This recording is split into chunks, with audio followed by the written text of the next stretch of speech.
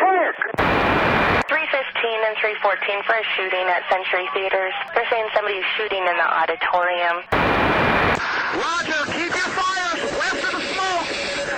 You're cleared hot. An officer hit. Send me the world. Don't go over that fence. Don't go over that fence. Grab the shotgun again.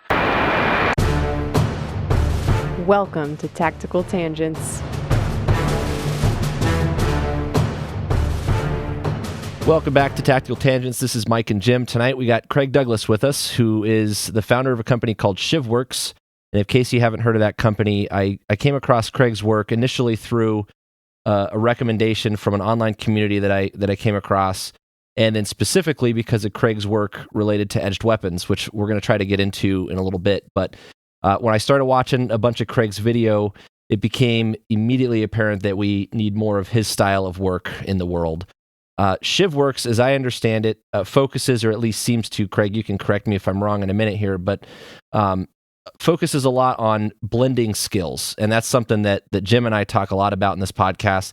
If you've listened to us for a little while, you've probably heard us talk about how a lot of times we tend to overinvest in certain things, whether it's equipment, we overinvest in just one type of shooting skill or something like that.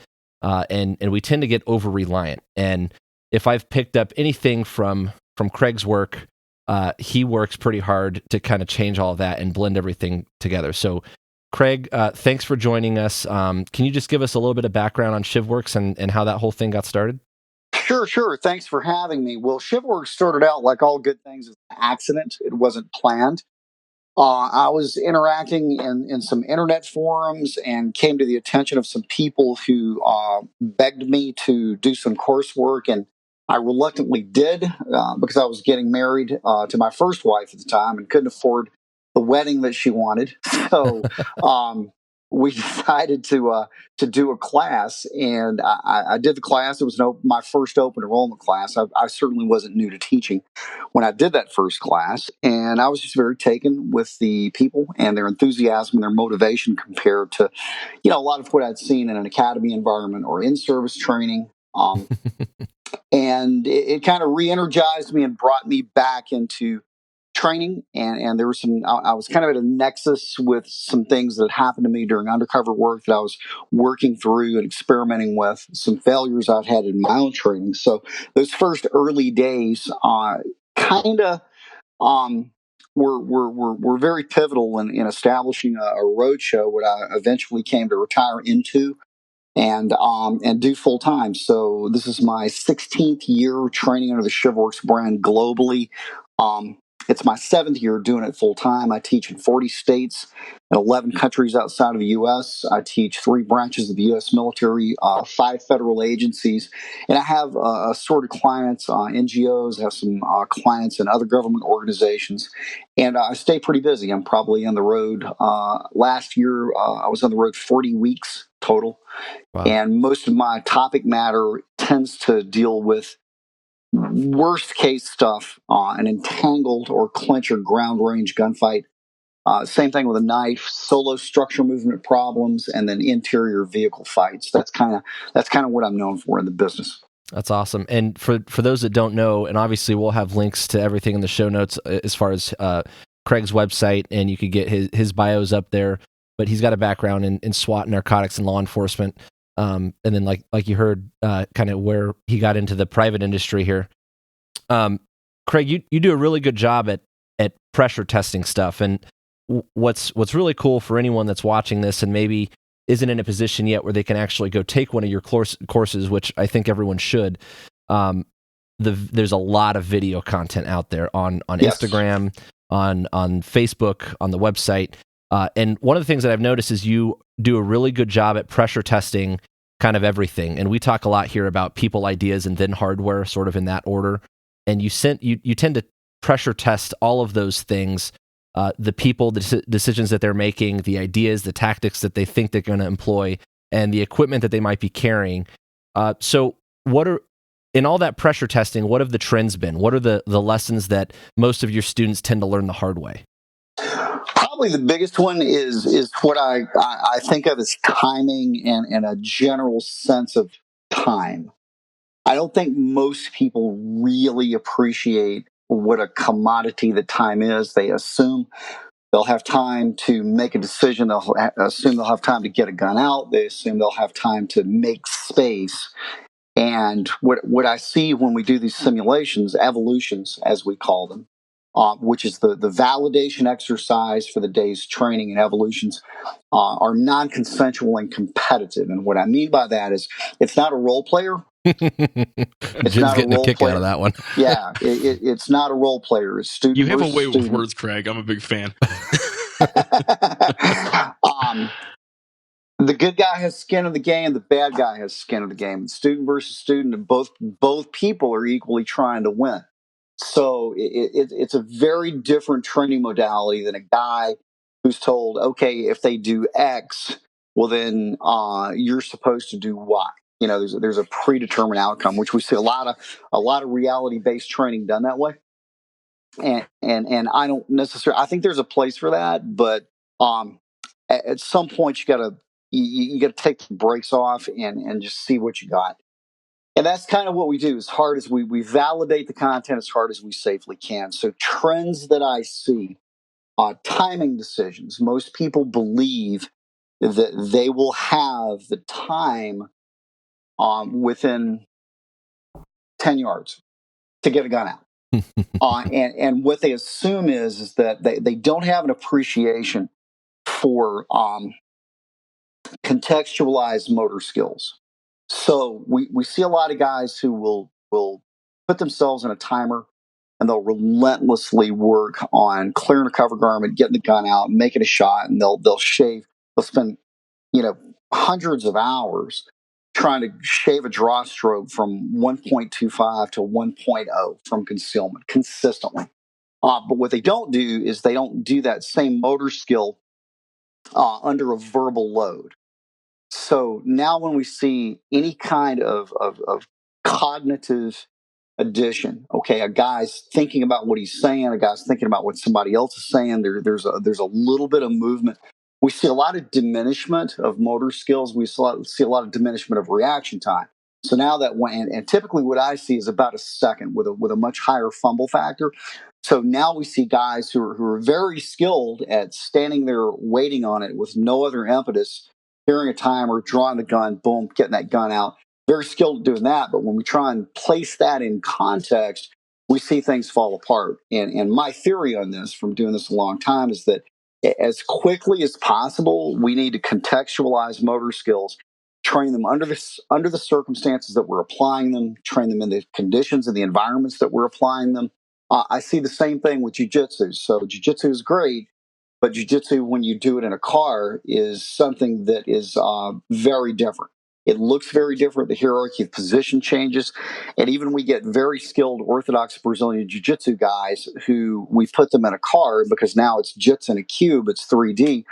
That the novelty of that environment is enough to really kind of overcome their Orthodox skills. So it's fascinating to me. It's a fascinating human laboratory to see what comes out. How do you get the most bang for the buck? How do we get as deep of an install of motor skills as possible? And I think a lot of people, because they don't pressure test and because they lack interactivity in their training, and it doesn't have to be punching each other in the face, just something like talking to a guy who's encroaching towards you, you'll see a lot of diminishment in trying to get a gun out. Yeah, simple stuff like that. Stuff. We talk a lot about aviate, navigate, communicate, and you lose a lot of IQ points just talking, and you don't drop the plane to. Absolutely. Generally speaking, the more you say, the more you listen, the less you see, and the slower you move.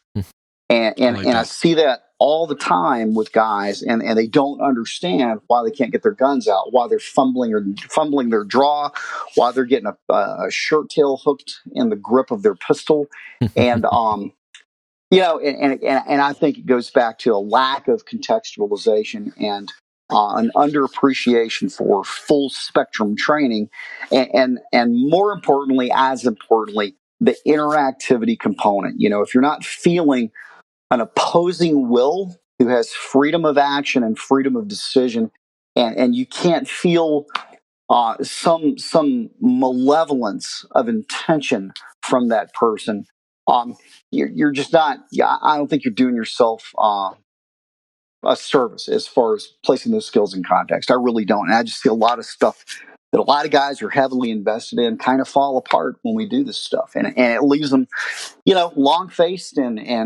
kind of forlorn. And we pick them up and talk to them about, hey man, there's a way to do this, and at the end of the course, you'll have a roadmap for your weekend audit on how you need to budget your training time from this point forward, and a good way to do sustainment, to get better and come back next year and test again. Yeah, my I'm one of our DT instructors at my agency, and obviously I don't have the breadth and the depth of knowledge and experience that you've compiled over the years. But one of my favorite things that comes up is when we start doing close quarter stuff, and a guy's going to pull out a knife or something like that, and he's like, "Well, I would just shoot him." You'll get recruits that'll, I'm just going to shoot him, and it's usually pretty easy to debunk that. You just okay, well, let's just set this up like this, and let's see how that works out for you. They usually figure that out pretty quick. Yep. It's hard to put it together like that. So, yeah, having some measure of empiricism. I mean, and it's funny too, man. When guys are like, "Well, everything needs to be measured," they're cool with doing that on timers. They're not cool with doing that with opposition. Yep. They're not cool with doing that with somebody that's 100 pounds heavier than them. Okay, let's see empirically how well you do with someone 20 years younger and 100 pounds heavier. Yep. Let's see if that's robust and that skill works. Along those lines, a typical thing a skeptic of any given training program would say is, well, does that work in real life, right? And as far as I can tell, that's your whole point, is it's got to work in real life. Absolutely. Can you talk us through? Yeah, can you talk us through any instances where it was used or lessons learned off of it being used, your program? So besides my own failures in a 2-year undercover period from 1996 to 1998, being in a car fight with a guy over a gun and not being able to get my gun out, not having the positional grappling skills that I needed, divesting myself of 20 years worth of martial education that I was heavily invested in and was a huge part of my identity, and starting anew with a couple of things that seemed to work, and then trying to figure out how to put it together, playing Fight Club for 3 or 4 years with gear, dudes, marking cartridges, and using all of that stuff well outside of the manufacturer's recommended guidelines to come up with a which we don't recommend, but yep. Like we do, but we don't, right? You can certainly debate whether that was a good idea, but that's certainly a thing to discuss. But here's the thing.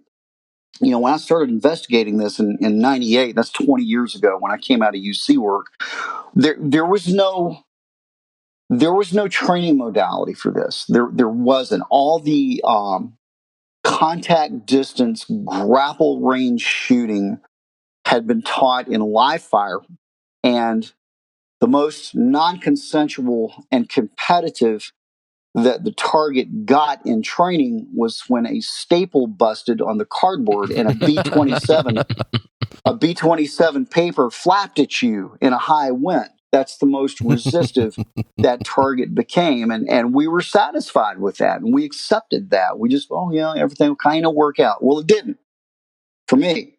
Yeah. So we started doing this stuff, and it was a small group here locally on the Mississippi Gulf Coast where I retired from. And after about 3 years of Fight Club, because we literally had no idea what we were looking at, some patterns emerged that became the doctrinal foundation of the ECQC course, and it was probably a year after that I figured out. What is ECQC, just for those not familiar? So ECQC is an acronym for Extreme Close Quarter Concepts, and that's my flagship course, and it's described on the Shivworks website as an overview of functional handgun skills at 0 to 5 feet, which I add that requires an interdisciplinary approach to examining that problem. So everything has to work with everything else. We have a bunch of sub-disciplines, firearms, grappling, tactics, decision-making that have to come together to equal a truly seamless, cohesive system that works under pressure, that we can test empirically as hard as we safely can, understanding it's not real life, it's a simulation, and walk away knowing as much as possible, well, yeah, we think this will work. We've had real-world instances now at this point with some private sector some public sector clients, where the content, unfortunately, has been validated, and every single client that has had to use the content has told me, as an aside, that the training was harder than the actual fight. So I feel pretty good with that. Yeah. I'm going to keep doing what I do, and we're going to keep pushing the envelope on this. It's the perception is that this is high liability training, and it's probably more high liability than standing there jerking a gun out of a holster and shooting at a piece of paper. Yeah. I have a pretty good injury rate. I think I've only had 2 broken bones in 16 years of doing this. I would say my injury rate is probably better than your average, hedge fund football league. It's funny you mentioned that because, Mike and I have run survival schools at various times, and we got a lot of flack about the liability and possibility for injury. And it turned out that the students we were training were getting hurt more often, either doing marching or volleyball was what was getting more people hurt than anything we were doing. Yep. Well, it's funny that you say that too, because most of my training historically, when I started out, was open enrollment, private sector. Now it's about 50-50 between Army SOF, the IC, and I've got a couple NGOs I do work for that do some work in Africa, and then open enrollment stuff still. But it's interesting that the law enforcement community is very, very averse to doing this. The first thing out of a manager's mouth is, well, those guys, everybody will be out on workman's comp, blah blah blah blah blah blah blah. Can't let them do that, blah blah blah blah blah. So, Oregon Department of Public Safety, they've adopted my program in the academy, and there was a real big fight about student versus student training. And they traditionally were the role player model, and that's what they did. And they just knew when they went this way that guys are going to be getting hurt, guys are not going to be able to finish the academy, blah, blah, blah. Well, the guy that instituted the program, my program, Oregon DPS, tracked it for 5 years. And what we found was, counterintuitively, the injury rate actually went down. When we up the pressure and the guys are going against each other oppositionally, the injury rate actually declined pretty significantly, like around 21%. Wow. Which is pretty significant. That's pretty significant. And we have some theories about this, which we can't really corroborate. But theory number 1 is what I call the douche rule, right? Don't be a douche. When everybody That's my favorite rule. Got something knows, to lose. I like it. Don't be that guy. Right. Everybody knows, okay, I'm going to bring it, but that guy's bringing it too. Everybody tends to stay cool. Yeah. In SWAT, when we do a little bit of force on force stuff, we tell our role players, give what you're willing to get. Right. Exactly. Because they're going to give it back. Well, and the other thing is when a guy's not, unlike a role player whose job it is to play a role or take a beating, when guys are actually trying to win and fight back, ironically, people don't get hurt as much. So it's pretty interesting to me. And it goes in line, counterintuitive is generally right. It is counterintuitive generally is right. Most of the best self-defense solutions are counterintuitive. They are. Turning into someone in Brazilian Jiu-Jitsu is counterintuitive. It's intuitive to turn away from them. Staring at the little hunk of metal, the little rectangle at the end of your slide as it reciprocates in an exchange of fire is quite counterintuitive. It's far more intuitive to look at who's shooting at you. But it's probably the best practice for putting a round exactly where it needs to go, especially if it's a low probability target. So, I actually look for counterintuitive. I do. More often than not, the solution most assuredly is something that's counterintuitive, overlearned, and heavily myelinated. That's the bottom line. Yeah. You've got quite a bit of expertise specifically in edged weapons. Can you talk to us about kind of where that comes from and what are the big learning points there? Right. I guess. So I did Filipino martial arts for many, many, many, many years. I've discarded probably 90% of it. Now basically there's a little bit of it left. And if you have a Filipino martial arts background, you can probably spot it. But most of what I do with knives is actually wrestling based. And if you look at grappling historically is a delivery system for a weapon. And wrestling specifically is a delivery system for a weapon. If you look at ancient military culture, people that fielded armies and did a lot of killing, and you see how their close range combat is depicted in their art, you see a pretty common theme: grappling with weapons. If you look at the art of ancient Greece, Rome, feudal Japan, you see guys locked up and clenched, trying to keep a weapon out of their body, put a weapon in another dude's body, knock that guy to the ground so a buddy can come along and put a spear in him, stay off the ground, so they can, finish the fight. And if wrestling with weapons has worked for 7,000 plus years of humanity across many, many, many cultures and civilizations, I see no reason to deviate from the model with weird kung fu. So I'm a believer. I'm a believer in wrestling with weapons. I think that works. Yeah. I do. The biggest thing I learned from unarmed combat training was don't ever be unarmed if you can help it. Yeah, absolutely. It's everything. Everything is and that's how I describe any unarmed system. It's a drag race to a weapon. It is. Yeah. One thing that I came across, and I think might be a question in people's mind when they start looking, especially at knives that you've helped design, the clinch pick, which I picked up a while back, and also a Spyderco one that you designed. I think it's just called the reverse, right? Yep. The Spyderco reverse. They have a reverse edge. Can you break that down for us and why you prefer a reverse edge? Absolutely. So when we say reverse edge, we mean the edge is facing you. So if I were in the thumb side or the forward grip or the pinky side or reverse grip, the edge is facing me. And the idea behind that is that the system is point driven. I'm trying to put the point in somebody, and anything that gets in the way. Okay. So if I'm trying to stab a guy in the chest and he grabs my wrist, well, the edge is facing him, okay? And all I'm going to do is use my back muscles to hook and shear and tear that limb out of the way and get back to putting it in. So you really see the efficacy of the inner edge in very, very, very close contact work. So you always, if a guy gets between you or your point and himself, then he's going to pay for it.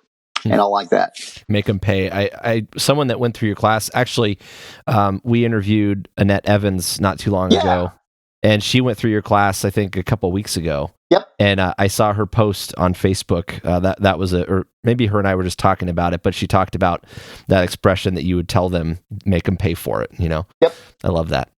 Yep. Absolutely. One of our big points here is how investing in good training is going to pay bigger dividends usually than investing in gear. Tricky part of that is a lot of people have a really hard time finding good training. I've personally had a hard time finding it. And a lot of what I see in training programs as an instructor, like if you watch the videos or whatever on YouTube, all they're doing is sitting there talking up their program and not doing any actual teaching. Even when you get into the class, that's what you're getting. And when I started researching you, I saw the opposite of that. I saw a whole lot of teaching and a lot less salesmanship. And I just, so you know, I really appreciated that.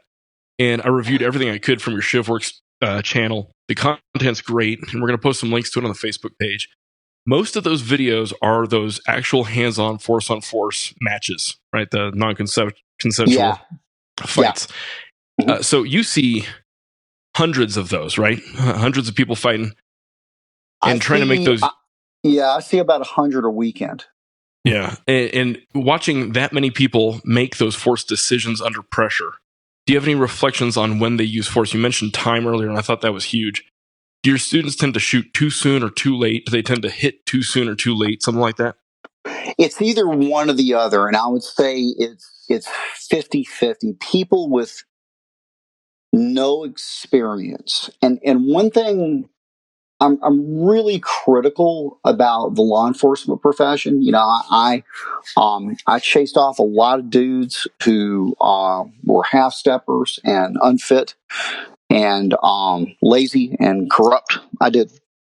So you'll hear various things about me locally. Either people either really, really like me or they really hate me. One of the two. So It means you're doing something. Yeah. I chased off a lot of dudes, you know, and I'm very critical of the law enforcement profession. But one thing I think cops, even mediocre cops, do pretty well is have a sense of when to use force, you know, because they did, and they point guns at people a lot. They have their gun in hand a lot. They talk with their gun in hand a lot. They assess people. They go to domestics.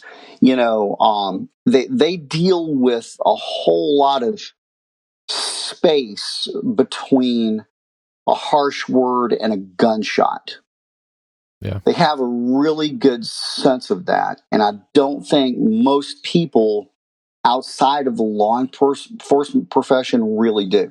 So what I see in evolutions, it's very, very, very distinct. Either it's way too late, they don't know when it's on. It's far. You should have gotten that gun out and started shooting way earlier, or you know, it's way too early.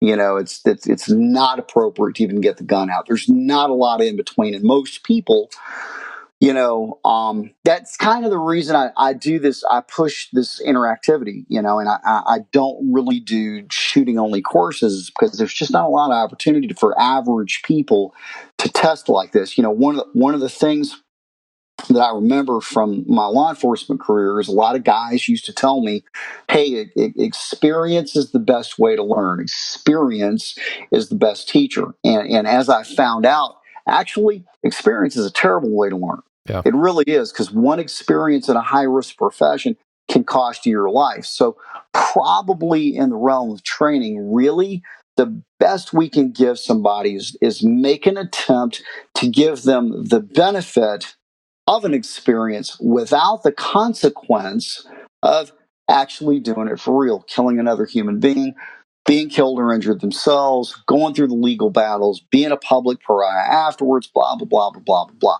So they need that interactivity. You know, usually on the third day or the second full day of ECQC, it's a 2.5 day program. It's about 23, 24 hours. I tend to run long days. And we on the third day on Sunday, we put together all the content. And you know, it starts off with an encroachment problem from a stranger, and it goes wherever it goes. And I usually throw in a second guy, and I may call the evolution without a gun being drawn or a shot being fired, depending on what everyone does. I may call the evolution with you on the ground, getting your ass whipped by two dudes and shot with your own pistol. Now we're getting some training. Talk about experience. That's what's up. And it's the ambiguity.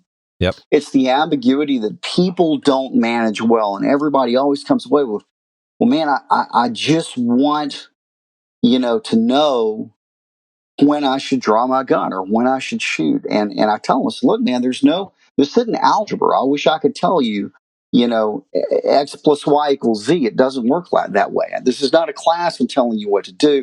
This is a class in teaching you how to think.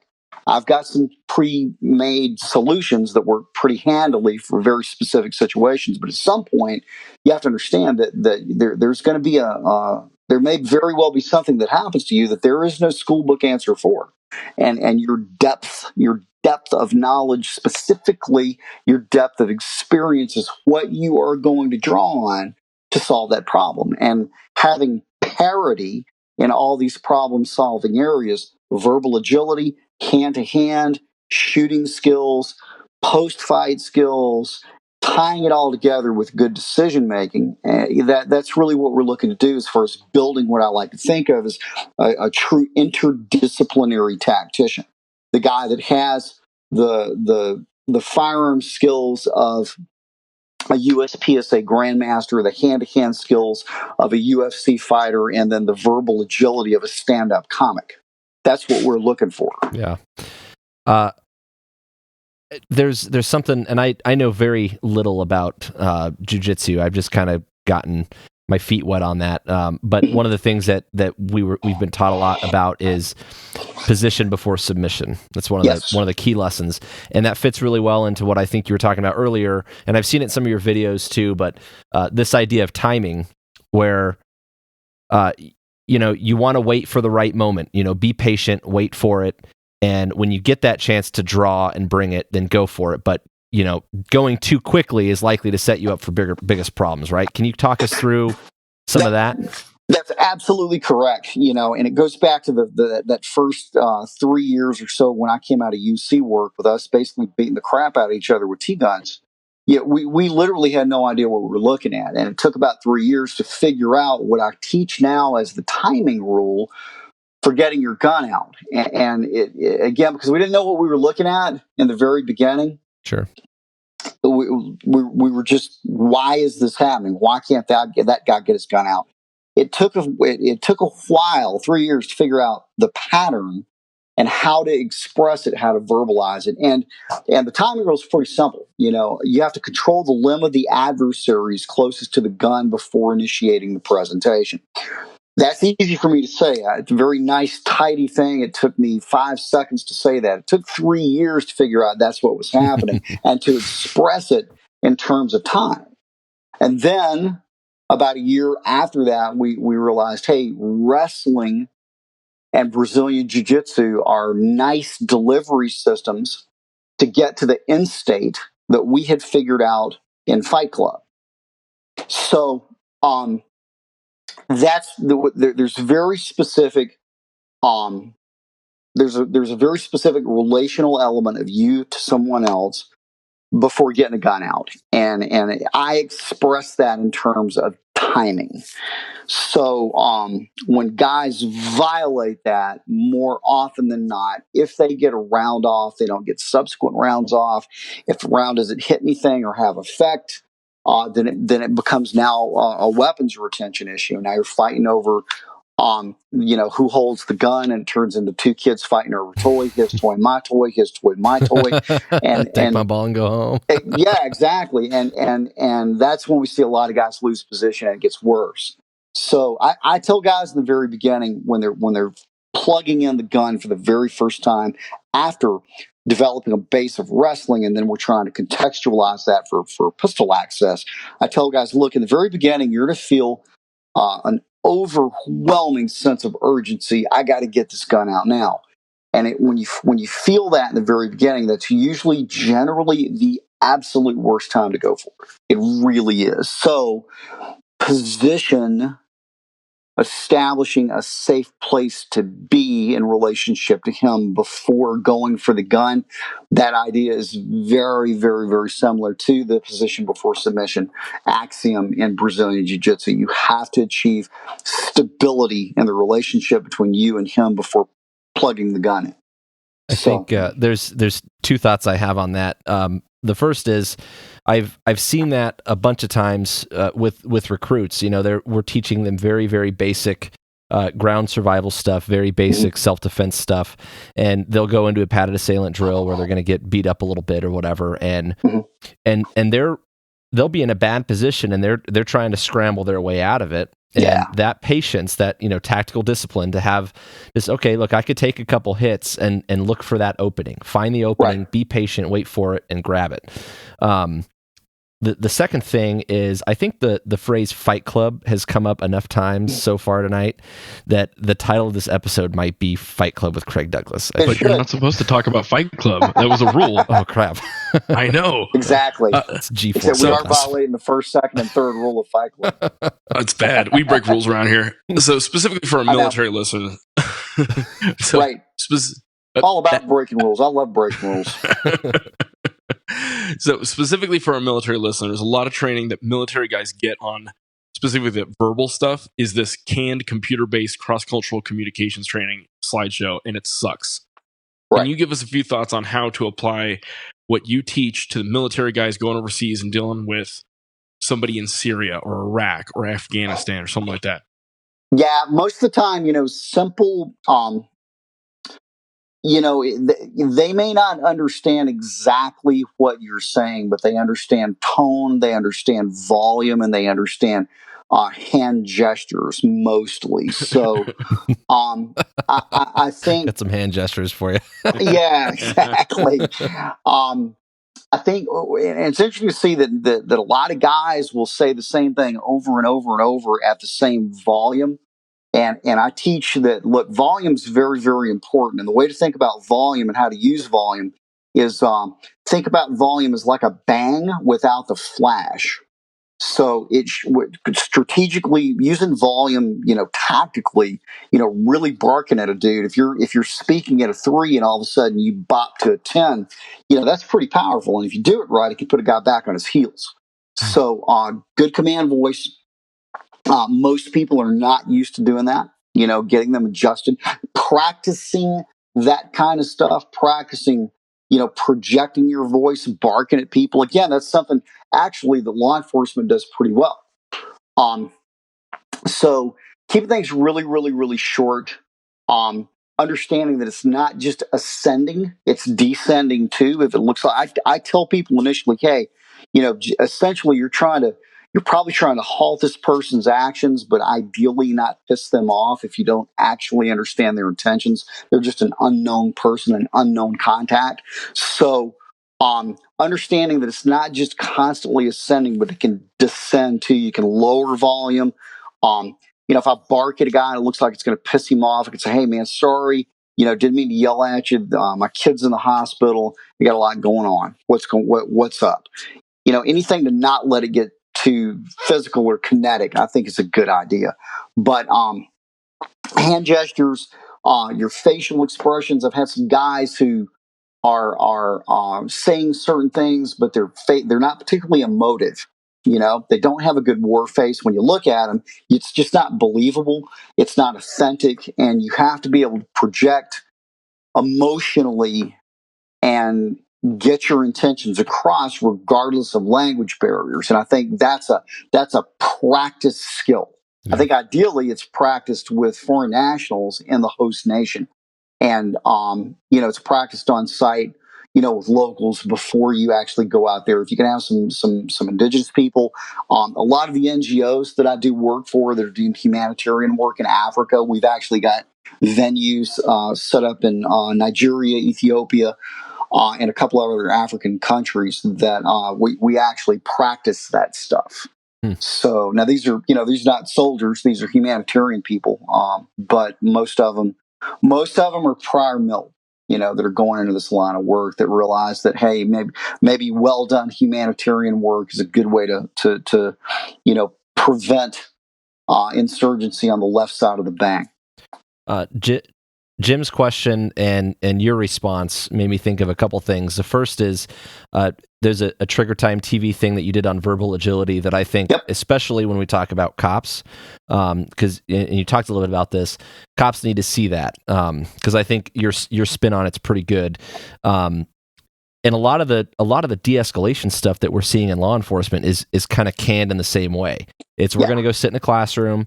We're going to do an 8 or a 10-hour thing on a PowerPoint. We're going to learn about empathy and effective communication. I think the more practical stuff is kind of what you're getting into, which is understanding how reflexively people are going to respond to escalating and de-escalating. Those, not the commands, not so much the concept, but specifically the volume of the instructions and the stuff that's happening, the interaction, right? I think that's a big thing that we have to focus better on. And it's got to be physically trained. I mean, it's one of those things. I mean, we all know what PowerPoint's about. PowerPoint is about ass coma. You go in, you start a class at 8:00 in the morning, and by 8:20, you're in ass coma.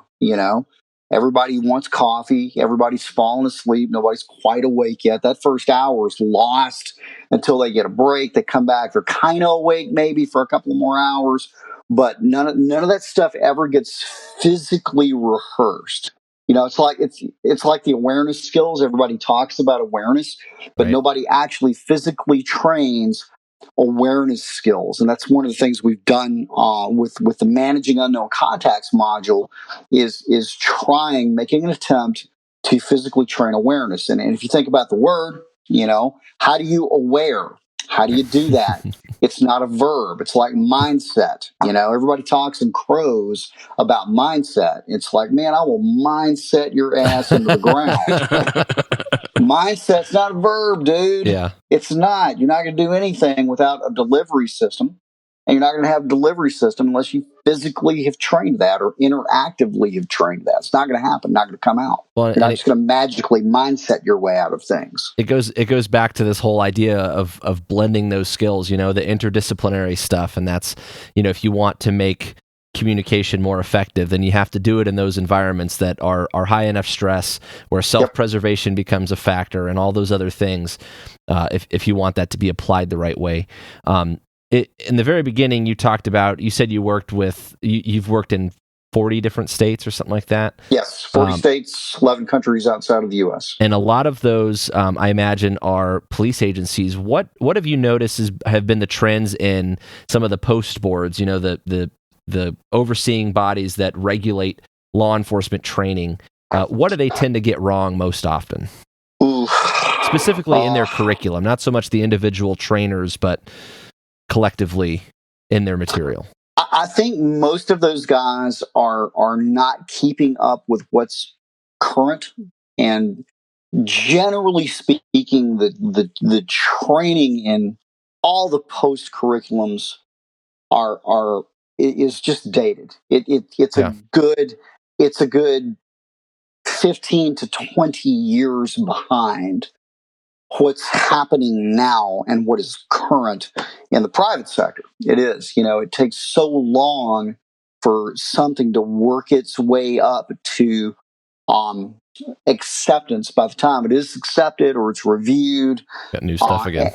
You got new stuff again. I think most of the post boards are not really agile. They don't respond well to trends, and law enforcement is constantly behind. I'm still seeing guys. Most post boards teach some kind of retention shooting. They do. None of them teach it at a downward angle. There are two reasons for that. First of all, they're not doing it against resistance, okay, and the live hand is not in play realistically. If the offhand is in play, it's put in play in such a way that it's almost impossible to shoot it. You see guys who are leveling out the slide. They're supposed to hit a part of the body that is supposed to represent, a high thoracic hit. And that kind of stuff looks good on paper, but the reality of it is that those rounds are getting dangerously close to your hands. When you do add in fending positions where the hand is forward of the muzzle, now it's getting even more dangerous.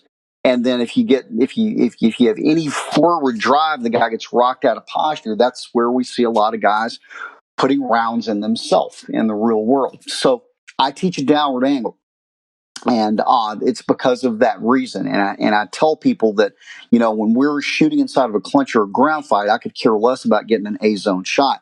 What I care about is getting the gun out unimpeded, getting a rounder 5 into someone, and hopefully that'll diminish him enough where I can release, get to my sights, and use the gun the way the gun was designed to be used, as a distance versus a contact tool. It's not that we want to shoot inside of a clinch or a ground fight. Circumstances dictate that we have to. So we have some different priorities here, and I've validated that a lot with heavy contact and marking cartridges. So that's one big thing I see right there. Plus, the vast majority of the police ranges don't support that, because to do that, you should be training the techniques literally with your face touching the cardboard. That's true grapple range. That's true extreme close quarter. 3 yards is not extreme close quarter. You know, and when you look at when you look at most police ranges, there's a berm, there's probably some old PPC style turners, there's this concrete flower bed thing, you know. It's like you've seen a couple, Craig. Yeah, that the turners sit in, and you can't really get close to the target. You know, and it's like, well, that's close range shooting. Yeah, but it's not that's not grapple range shooting. Yeah, right. I'm not in the wingspan of another man. So those that's pretty consistent among the when I see retention shooting advocated for within a post-approved curriculum, the vast majority of the time it's with a level slide, and that technique is comes about because of a lack of pressure testing and a lack of ranges that support shooting in conditions that actually come out in the real world. Yeah, the weapon retention thing is something that I know you and I talked on the phone a little bit about your technique, and we're going to put some links in the show notes so people can go and check that out. Technique you called the thumb pictorial index. Mm-hmm. And so we'll put the links there. People can check it out. But what it boils down to essentially is that,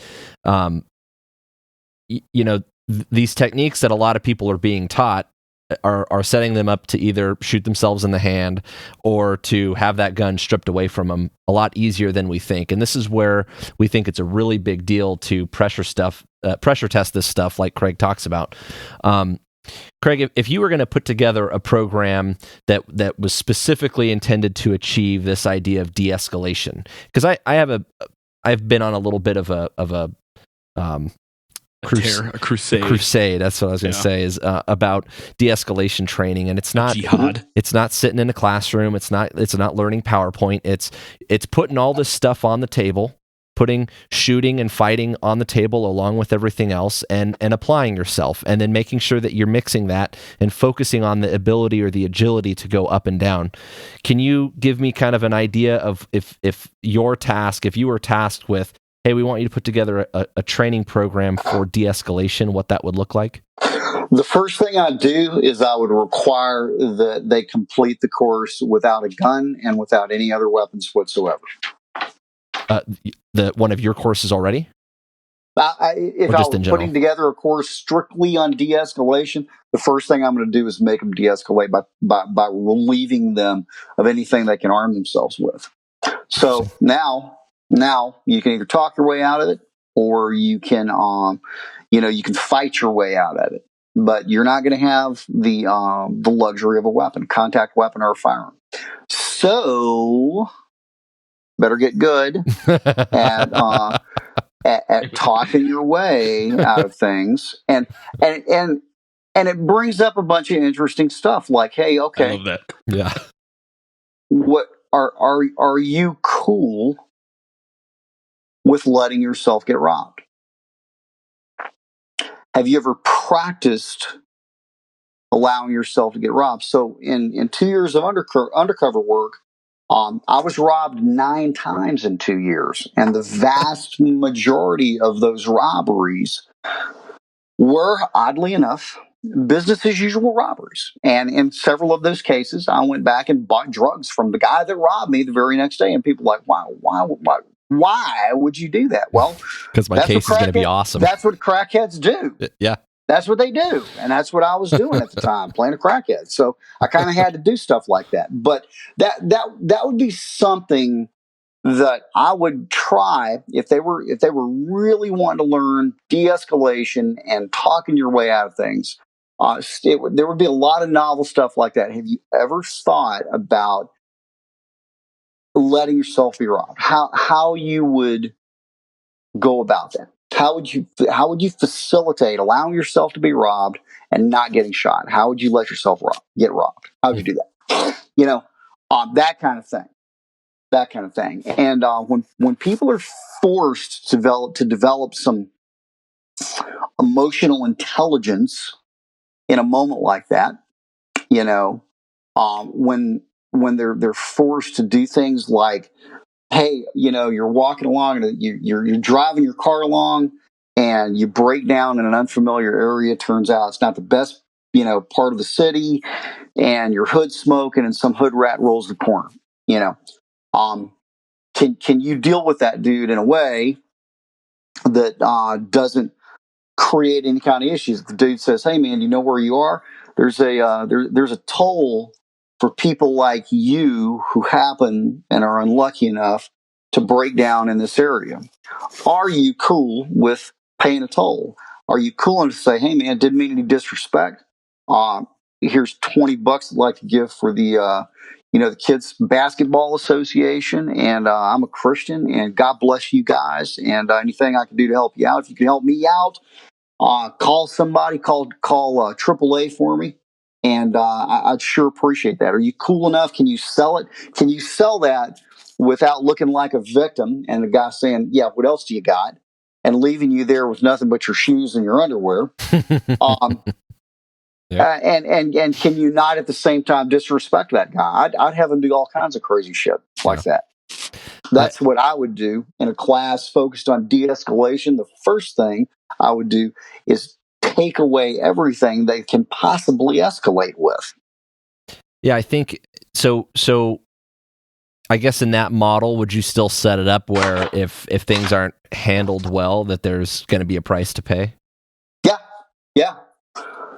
I think, and I think that's probably the key part of it, because it's kind of like training with sims or UTM rounds. Like, there's got to be a pain penalty, right? Oh yeah, and so that's to make someone invest in wanting to de-escalate. There's got to be that threat of, well, if you don't, it's going to end poorly for you. You know? My joke with that is there has to be a paperwork penalty. You have to fill out forms. Yeah, exactly. So here's the other thing too. When you do stuff like that, you have to have role players for that. You can't do that student on student. And I do some of this already in a course that me, William April, and Tom Givens teach once a year. It's a combined course, and the name of the course is Enhancing a Dominance Paradigm. So William does lecture, Tom does firearms, and I do scenarios. And in several of the scenarios, some of the things that this is an intermediate course, so these people all have gun skills. But in one of the scenarios, they're given direction to walk a coworker out to her car. It's a female coworker, and they're told, "Hey, there's a restraining order in play, and everybody at the workplace is taking turns walking this person to their car." Well, the first thing that they don't ask is, "Well, who's the restraining order against?" Whoops. That's the first thing they don't ask. And what they find as this rolls out is that she's the more aggressive one, and she's the one the restraining order is actually against. But this guy's come there to get his keys. He's been locked out. She gets mouthy. He gets mad. He pulls a gun out, doesn't point it at her, but is expressive with the pistol. And as the scenario rolls, she gets pissed off and snatches the gun out of his hand and walks off. So there are a couple of opportunities for the student to draw a gun, not draw a gun, and take a shot or not take a shot. And if the student, plays hero or takes that role, then they might end up buying a gunfight. If they say, "Hey, leave her alone," and I say, "Hey, man, that's my wife, stay out of my business." And if they're really good at kind of just, if they say, "Hey, man, okay, sure, no problem," and they fade out, then I will turn my attention from them with the gun in hand. And that gives them an opportunity to draw their gun and shoot me, or draw their gun and wait and see what happens next. But the thing we're trying to do here is train someone's emotional intelligence and let them know, hey, look, traditionally we're trained in law enforcement, gun in hand is gun in use, okay? But it's not that binary anymore. So trying to develop some emotional intelligence in people requires a role player who, when he feels something, will give them that. So if I feel when I'm the role player in a lot of these stories, goes, if I feel like you're just waiting to ambush me, I'm not going to give it to you. But if I feel genuinely you just kind of fade into the background, then I'm going to play my role and I'm going to shift my attention back to my female role player. And so doing really, really good de-escalation training requires role players who are experienced and can give somebody appropriate feeds, and they have to be able to deviate from a script. The role players have to have permission to act on their emotional state. When I'm playing a role, if I'm playing pissed off husband, okay, pissed off beta husband, I'm mad, but I'm not mad enough to do anything really violent. And I'm going to be expressive with a handgun, but not necessarily immediately threatening. Getting someone to read that and getting them to be able to solve that problem non-kinetically, that's a chore. That's not something that's going to be done like API 250. That requires really, really well scripted scenarios with very, very, very intelligent role players who can give people immediate feedback. Hey man, I shot you because I can see in your eyes you're just waiting on me, and you're sitting there picking the hem of your shirt. It looks like you're waiting on me to turn my back and ambush me. Yeah. That's why I called you out on it. You don't look authentic. You're not fading out, and that's what you should be doing. It's not about speed at that moment. It's about guile and giving someone, letting someone feel what it's like to be able to use guile as a tactic to get me to turn my back. Now you've got the option of shooting me in the side of the head or not. But until you can get me to turn, you're not going to have that opportunity because the gun's already out. Real quick, you said API 250? I'm not familiar with. No, American Pistol Gunsight, the first, Oh, okay. The first real gun school there was, besides, Farnham and those guys. But Gunsight 250, American Pistol Institute 250, API 250. So you did law enforcement for over 20 years, and the other day we were talking a little bit about training and maybe trying to get you out to our part of the country someday. And we talked a little bit about whether or not we were going to need a mat room and if cops were going to need a mat room. And I think kind of the joke that came up was, well, if it's cops, they're probably going to need a mat room. And I think it was me that I think I remarked that it's because they're a bunch of big babies. Right. I won't put words in your mouth, but just philosophically, as a retired cop who's now doing this kind of work, what message would you give to police officers about training and about stepping up their game? Yeah, I would say that the profession is more dangerous and it's more uncertain than it's ever been. And our cops need to be tougher than they've ever been. They need to be smarter than they've ever been, cooler than they've ever been. And, you guys need to be, you need to be proud of that badge and proud of that uniform. You don't need to let people into your ranks, unless everybody's good at everything. And don't waver on a standard of excellence in every way. Make yourselves more resilient, make yourselves more durable, make yourselves smarter. There's just, we've got to be better. If you're going to do this job, you got to look at law enforcement as a vocation, not a profession. When a guy says, the average dude says, hey man, what do you do for a living? I work for IBM. I work for Delta Airlines. You ask a cop or a priest, and what do they say? I am a cop. I am a priest.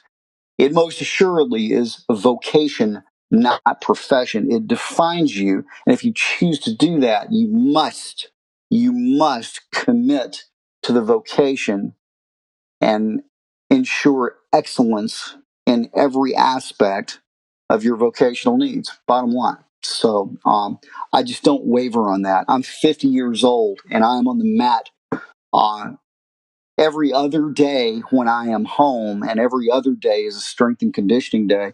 And I get my ass worn out by 3 kids who fight in the UFC who are half my age on a regular basis, and it hurts my ego, and I don't like it. But I do it. I do it because I need it, and because I'm committed to still, even being a former action guy that doesn't do anything for real anymore, and you can figure out that acronym, former action guy. Yep. So to speak. Yeah, there we go. So, but I still believe in it. I still believe in the craft, and I still believe in keeping myself ready.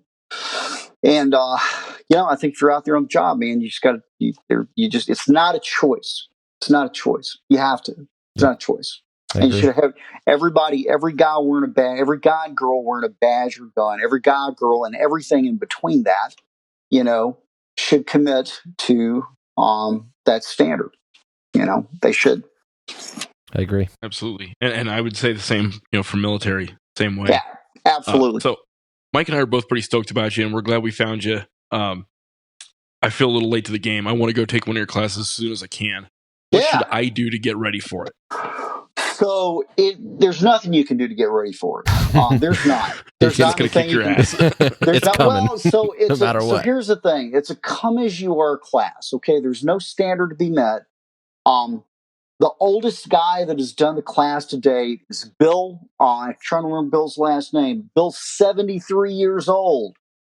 And Bill did the class. And he did the class just like everybody else did. And obviously, I don't expect Bill to do what a 30-year-old BJJ black belt who also shoots does. I don't expect him to do the same thing. But Bill trained as hard as his body would allow him to, and he challenged himself. So that's the first thing, is that anybody can come do this course regardless of what kind of shape you're in or condition. The second thing is, regardless of what kind of shape or condition you're in, my job as an instructor is to make the wheels come off for everybody. So you're not going to prepare for it, because there's some way that I'm probably going to throw something at you, and it's going to be kind of like drown proofing. You're struggling to keep your head above water, and you may be a stud in a 1-on-1. You're not in a 2-on-1, and you're going to feel that. So, which is pretty cool, because what it shows everybody, because everybody, has their evolutions in front of everybody else. It shows nobody wears a cape. Yep. And anybody and everybody kind of looks the same. Even the MMA stud that's not particularly verbally agile, and all of a sudden gets sucker punched, by a little old man, because he didn't see it coming. Yeah. If he would have known he was in a fight, he'd destroy that guy. But the little old dude, freaking sucker, got the first shot on him, and he tripped over his shoe, and because he's not on a mat, he's on uneven ground, and he fell down. This old dude's on top of him trying to jerk his pistol out of his holster. We have stuff like that happens all the time. So anybody can have their ass handed to them by anybody else on a given day, which is what makes it a very fair, egalitarian, fascinating human laboratory. And there's lots of video, and everyone should go check them out. It's awesome. There's a good 15 years worth of student posted video all over YouTube and all over the internet. So it's a pretty well reviewed course. Guys should know what they're getting into. Yeah. And you will learn something just watching those videos. I did. One of the things that really stood out again was that timing thing that you brought up. You could see it. Yeah. And it's a great example. I really appreciate it. Yeah, absolutely. Yeah. So there's plenty of, it's pretty, there are plenty of AARs, plenty of people to talk to, plenty of people to ask, plenty of video of the students and the evolutions, plenty of video of me. Pedagogically going over content, you can see, get a sense of me and what I say, how I teach, what I do. So, it's pretty well reviewed. Most people know what they're getting into by the time they get to the class. They do. Yeah. Well, we're going to put links up to a couple of our favorites, because the videos are great, but more importantly, links up to the classes, because we've only touched on a couple. Craig's got several different classes that are up there, and he's on the road all over the place. I see things show up on Facebook in just about every state. Hopefully we're going to get them near us someday soon, because I definitely want to go through the class. I know Jim wants to go through the class, so we'll make sure those links are up. Craig, we appreciate your time, man. This is awesome. Yeah. Picking your brain is you've obviously got a lot of knowledge, and you put a lot of thought into this kind of material and training philosophy stuff, which we're big on. here at this podcast. So we appreciate your time, man. Yeah, man. Thank you for having me. I sure appreciate the opportunity, guys, to connect with your audience and, just, share an hour or so with you. So thanks very much. I appreciate it. That's awesome. Jim, you got anything? No, thanks, sir. All right. Good talk. Cool. Guys, that was an episode we were looking forward to doing for quite a while. Craig is a brilliant teacher. He's obviously a worthwhile expert in the field, so we're glad that we got to spend some time with him. Don't forget that you could find new episodes of Tactical Tangents on the 1st and the 15th of every month. We're starting a new weekly bulletin newsletter kind of thing that we're going to be sending out via email. You could sign up for that at newsletter.tacticaltangents.com. Don't forget to find us on Facebook or Twitter. Reach out with us. You could also email us info@tacticaltangents.com, and we'll see you next time.